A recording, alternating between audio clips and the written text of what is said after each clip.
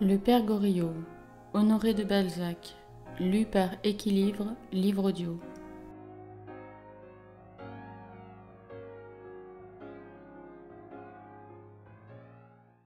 Suite. Quelques moments après, il fut emporté près de Madame de Beauséant, dans un coupé rapide, au théâtre à la mode, et crut à quelque féerie lorsqu'il entra dans une loge de face, et qu'il se vit le but de toutes les lorgnettes concurremment avec la vicomtesse, dont la toilette était délicieuse. Il marchait d'enchantement en enchantement. Vous avez à me parler, lui dit Madame de Beauséant. Ah, tenez, voici Madame de Nuncingen, à 3 loges de la nôtre. Sa sœur et Monsieur de Treilles sont de l'autre côté.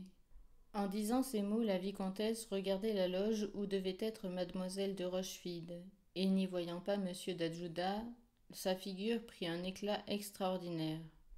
Elle est charmante, dit Eugène, après avoir regardé Madame de Nuncingen. Elle a des cils blancs. Oui, mais quelle jolie taille mince. Elle a de grosses mains. Les beaux yeux. Elle a le visage en long. Mais la forme longue a de la distinction. Cela est heureux pour elle qu'il y en ait là. Voyez comment elle prend et quitte son lorgnon. Le Goriot perce dans tous ses mouvements, dit la vicomtesse, au grand étonnement d'Eugène. En effet, Madame de Beauséant lorgnait la salle et semblait ne pas faire attention à Madame de Nuncingen, dont elle ne perdait cependant pas un geste. L'assemblée était exquisément belle. Delphine de Nuncingen n'était pas peu flattée d'occuper exclusivement le jeune, le beau, l'élégant cousin de Madame de Beauséant. Il ne regardait qu'elle. Si vous continuez à la couvrir de vos regards, vous allez faire scandale, monsieur de Rastignac. Vous ne réussirez à rien si vous vous jetez ainsi à la tête des gens. Ma chère cousine, dit Eugène, vous m'avez déjà bien protégée. Si vous voulez achever votre ouvrage, je ne vous demande plus que de me rendre un service qui vous donnera peu de peine et me fera grand bien. Me voilà pris. Déjà? Oui. Et de cette femme? Mes prétentions seraient-elles donc écoutées ailleurs? Dit-il en lançant un regard pénétrant à sa cousine. Madame la duchesse de Carigliano est attachée à Madame la duchesse de Berry, reprit-il après une pause. Vous devez la voir.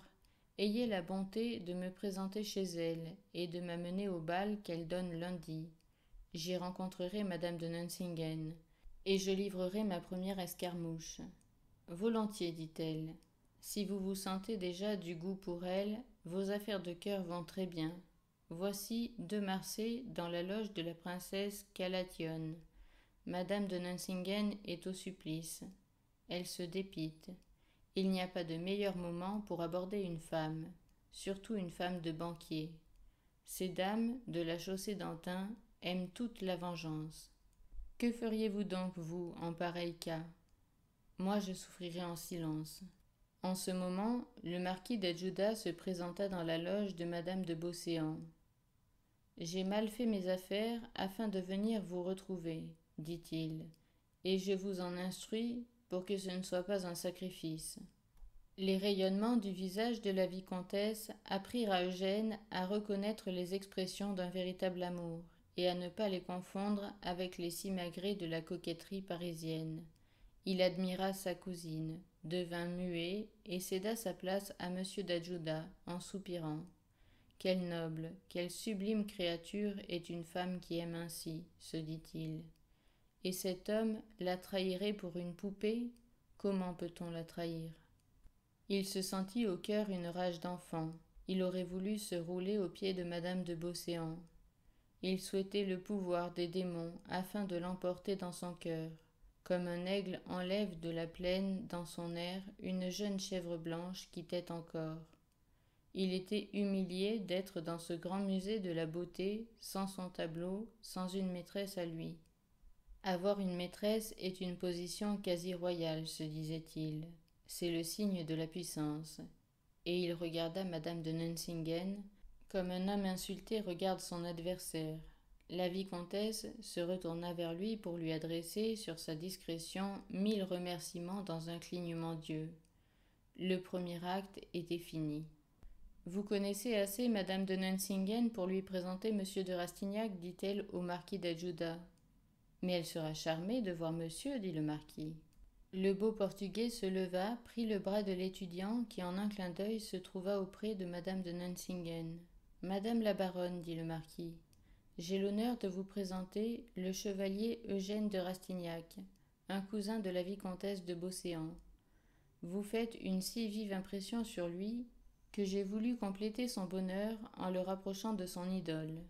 Ces mots furent dits avec un certain accent de raillerie qui en faisait passer la pensée un peu brutale, mais qui, bien sauvée, ne déplaît jamais à une femme. Madame de Nuncingen sourit et offrit à Eugène la place de son mari qui venait de sortir. Je n'ose pas vous proposer de rester près de moi, monsieur, lui dit-elle. Quand on a le bonheur d'être auprès de madame de Beauséant, on y reste. Mais, lui dit à voix basse Eugène, il semble, madame, que si je veux plaire à ma cousine, je demeurerai près de vous.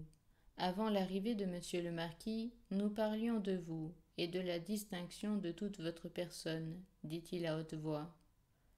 Monsieur d'Adjuda se retira. Vraiment, monsieur, dit la baronne, vous allez me rester? Nous ferons donc connaissance. Madame de Restaud m'avait déjà donné le plus vif désir de vous voir. Elle est donc bien fausse. Elle m'a fait consigner à sa porte. Comment? Madame, j'aurai la conscience de vous en dire la raison, mais je réclame toute votre indulgence en vous confiant un pareil secret. Je suis le voisin de monsieur votre père. J'ignorais que madame de Restaud fût sa fille. J'ai eu l'imprudence d'en parler fort innocemment, et j'ai fâché madame votre sœur et son mari. Vous ne sauriez croire combien madame la duchesse de Langeais et ma cousine ont trouvé cette apostasie filiale de mauvais goût. Je leur ai raconté la scène, elles en ont ri comme des folles. Ce fut alors qu'en faisant un parallèle entre vous et votre sœur, madame de Beauséant me parla de vous en fort bons termes, et me dit combien vous étiez excellente pour mon voisin monsieur Goriot. Comment, en effet, ne l'aimeriez-vous pas?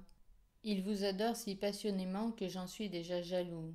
Nous avons parlé de vous ce matin pendant 2 heures.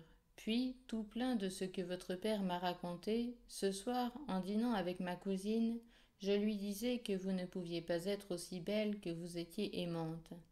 Voulant sans doute favoriser une si chaude admiration, madame de Beauséant m'a amené ici, en me disant, avec sa grâce habituelle, que je vous y verrai.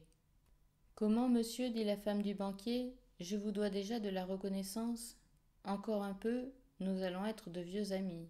Quoique l'amitié doive être près de vous un sentiment peu vulgaire, dit Rastignac, je ne veux jamais être votre ami. Ces sottises, stéréotypées à l'usage des débutants, paraissent toujours charmantes aux femmes, et ne sont pauvres que lues à froid. Le geste, l'accent, le regard d'un jeune homme leur donnent d'incalculables valeurs. Madame de Nuncingen trouva Rastignac charmant. Puis, comme toutes les femmes, ne pouvant rien dire à des questions aussi drûment posées que l'était celle de l'étudiant, elle répondit à autre chose. Oui, ma sœur se fait tort par la manière dont elle se conduit avec ce pauvre père, qui vraiment a été pour nous un dieu. Il a fallu que M. Nuncingen m'ordonnât positivement de ne voir mon père que le matin pour que je cédasse sur ce point. Mais j'en ai longtemps été bien malheureuse. Je pleurais. Ces violences, venues après les brutalités du mariage, ont été une des raisons qui troublèrent le plus mon ménage. Je suis certes la femme de Paris la plus heureuse aux yeux du monde, la plus malheureuse en réalité. Vous allez me trouver folle de vous parler ainsi, mais vous connaissez mon père, et à ce titre, vous ne pouvez pas m'être étranger. Vous n'aurez jamais rencontré personne, lui dit Eugène, qui soit animé d'un plus vif désir de vous appartenir. Que cherchez-vous toutes? Le bonheur, reprit-il d'une voix qui allait à l'âme.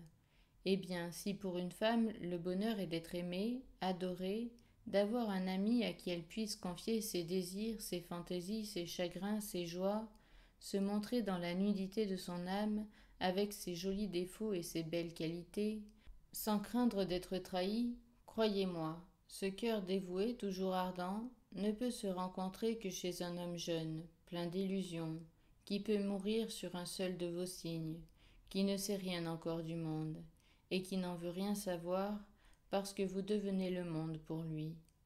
Moi, voyez-vous, vous allez rire de ma naïveté. J'arrive du fond d'une province entièrement neuf, n'ayant connu que de belles âmes, et je comptais rester sans amour. Il m'est arrivé de voir ma cousine qui m'a mis trop près de son cœur. Elle m'a fait deviner les 1000 trésors de la passion.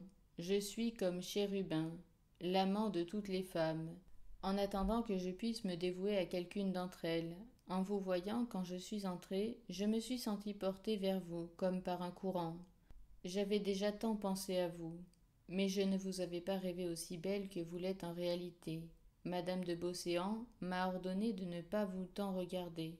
Elle ne sait pas ce qu'il y a d'attrayant à voir vos jolies lèvres rouges, votre teint blanc, vos yeux si doux.